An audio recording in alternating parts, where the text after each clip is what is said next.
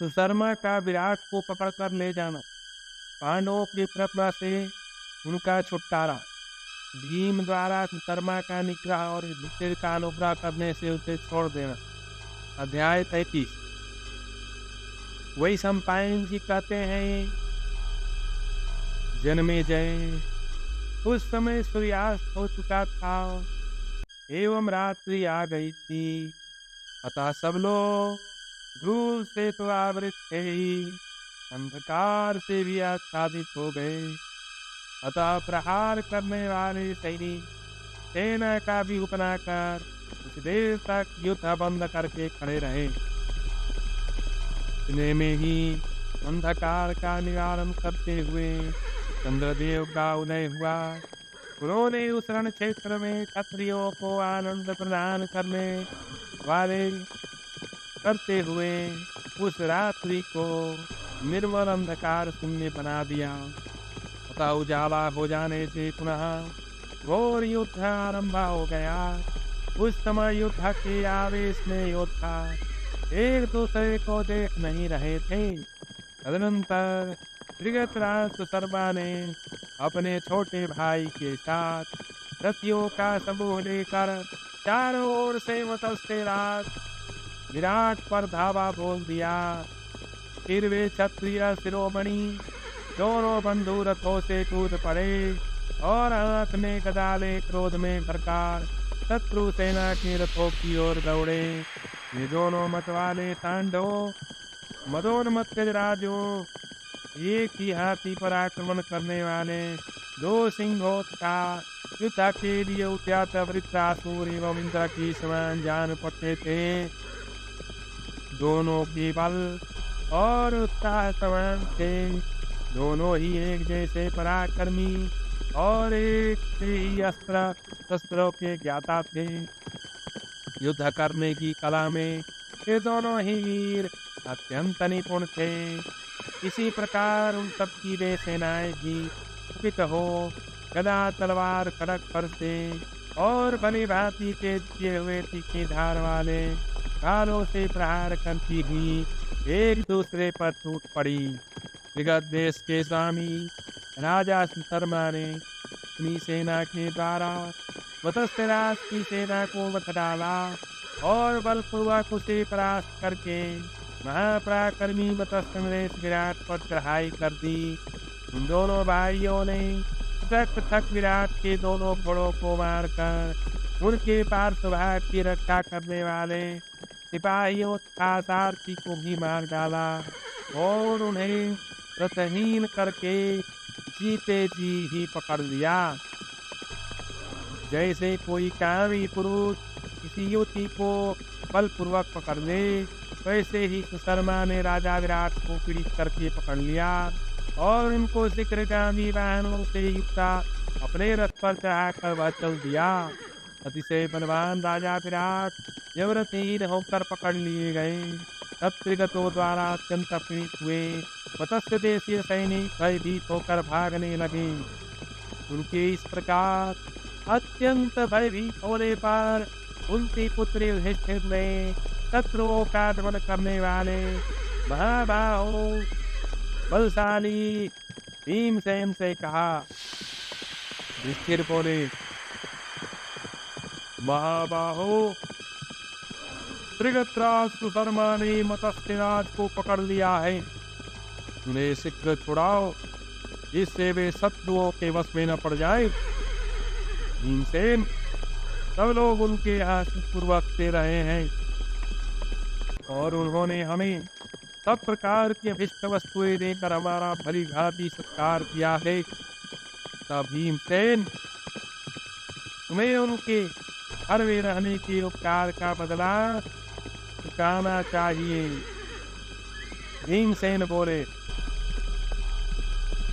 महाराज, आपकी आज्ञा से मैं इन्हें सुशर्मा के हाथों से छुड़ा लूंगा। आज आप शत्रुओं के साथ युद्ध करते समय मेरे महान पराक्रम को देखने मैं अपने बाहुबल का भरोसा करके लड़ूंगा। राजन, आप सब भाइयों सहित एकांत में खड़े होकर अब मेरा पराक्रम देखें। यह सामने जो महान वृक्ष है, उसकी शाखाएं बड़ी सुंदर हैं। यह तो मानो गदा के ही रूप में खड़ा है। अतः मैं इसी को उखाड़ कर इसके द्वारा शत्रु दल को मार भगाऊंगा। वैशंपायन जी कहते हैं, राजन, यह कहकर भीमसेन मदोन्मत्त गजराज की भांति उस वृक्ष की ओर देखने लगे। तब धर्मराज युधिष्ठिर ने अपने वीर भ्राता से कहा, भीमसेन, ऐसा दुस्साहस न करना। इस वृक्ष को खड़ा रहने दो। यदि तुम इस महावृक्ष को उखाड़ने का अतिमानुष कर्म करोगे तो सब लोग पहचान लेंगे, अरे यह तो भीम है। तब भारत, तुम किसी दूसरे मानोचित आयुध को ही ग्रहण करो। धनुष शक्ति खड़ग चाप जो भी मनुष्योचित अस्त्र तुम्हें ठीक लगे, जिससे तुम दूसरों द्वारा पहचाने न जा सको, वही लेकर राजा को शीघ्र छुड़ाओ। ये महाबली नकुल सहदेव तुम्हारे रथ के पहियों की रक्षा करेंगी। तीनों भाई युद्ध में साथ मिलकर राज विराट को छुड़ाओ। वैशंपायन जी कहते हैं, युधिष्ठिर के उक्त आदेश देने पर महान वेगशाली महाबली भीमसेन ने शीघ्रता पूर्वक एक उत्तम धनुष हाथ में ले लिया।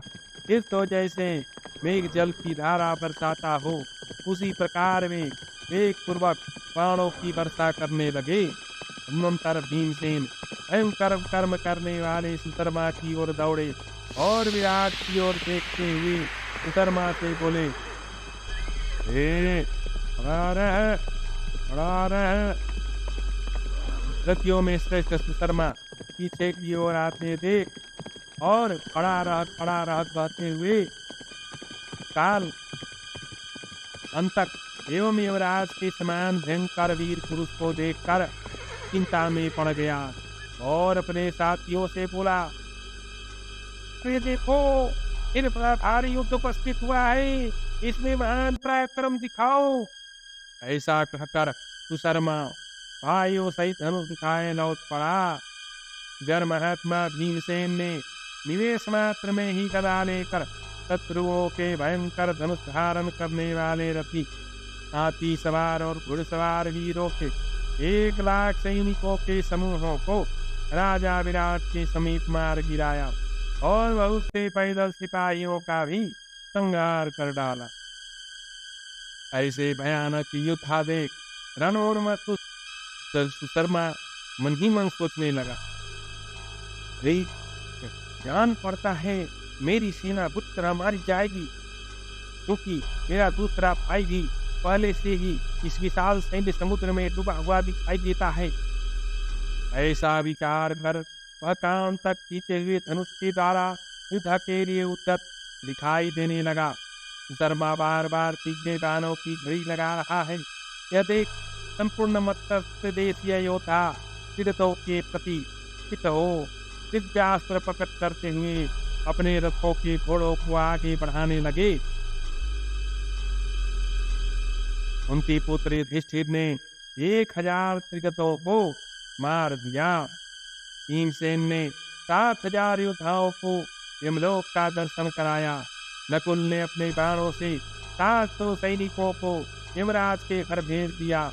पुरुषों में श्रेष्ठ प्रतापी वीर सहदेव ने युधिष्ठिर की आज्ञा से 300 शूरवीरों का संहार कर डाला। तत्पश्चात महारथी राजा युधिष्ठिर भी बड़ी उतावली के साथ सुशर्मा पर धावा बोलकर उसे बाणों द्वारा बार बार बीधने लगे।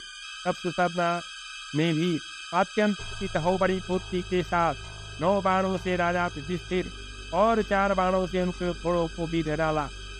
अजन फिर तो शीघ्रता करने वाले उनकी पुत्रा भीमसेन सुशर्मा के पास पहुंचकर उत्तम बाणों से उसके घोड़ों को मार डाला। साथ ही उसके पृष्ठरक्षकों को भी मारकर चित हो उसके सारथी को भी रथ से नीचे गिरा दिया। सुशर्मा को रथहीन हुआ देखकर राजा विराट के चक्र रक्षक तो प्रसिद्ध वीर मदिराक्ष भी वहां पहुंचे और त्रिगत नरेश पर बाणों से प्रहार करने लगे। इसी बीच में बलवान राजा विराट सुशर्मा के रथ से कूद पड़े और उसकी गदा लेकर उसी की ओर दौड़े। उस समय हाथों में गदा लिए राजा विराट बूढ़े होने पर भी तरुण के समान रणभूमि में विचर रहे थे। इसी बीच में मौका पाकर त्रिगतराज भागने लगा। उसे पलायन करते देख भीमसेन बोले, राजकुमार लौट आओ, सारा युद्ध से पीठ दिखाकर भागना कदाचित उचित नहीं। अरे इसी पराक्रम के भरोसे तुम विराट की गौओं को बलपूर्वक कैसे ले जाना चाहते थे? अपने सेवकों को शत्रुओं के बीच में छोड़कर यूं कायरों की भांति भागते और विचार करते हो।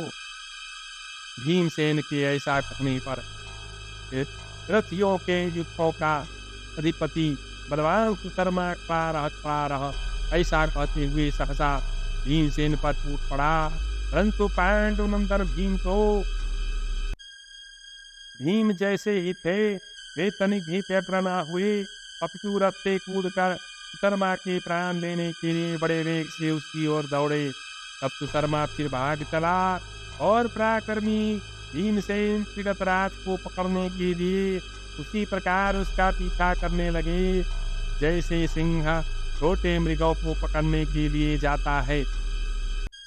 सुशर्मा के पास पहुंचकर भीम ने उसके केस पकड़ लिए और क्रोधपूर्वक उसे उठाकर उसी पर दे मारा। तत्पश्चात उसे वहीं रगड़ने लगे। इससे सुशर्मा विलाप करने लगा। उस समय भीम ने उसके मस्तक पर लात मारी और उसके पीठ को घुटनों से दबाकर ऐसा घूसा मारा कि उसके भारी आघात से पीड़ित होकर राजा सुशर्मा मूर्छिता हो गया। त्रिगतों का महारथी वीर सुशर्मा जब रथीन होकर कैद कर लिया गया, तब वह सारी त्रिगत सेना भय से व्याकुल हो तितर बितर हो गई। तदनंतर पांडु के महारथी पुत्र सुशर्मा को परास्त करने के पश्चात सब गौओं को लौटाकर और लूट का सारा धन वापस लेकर चले।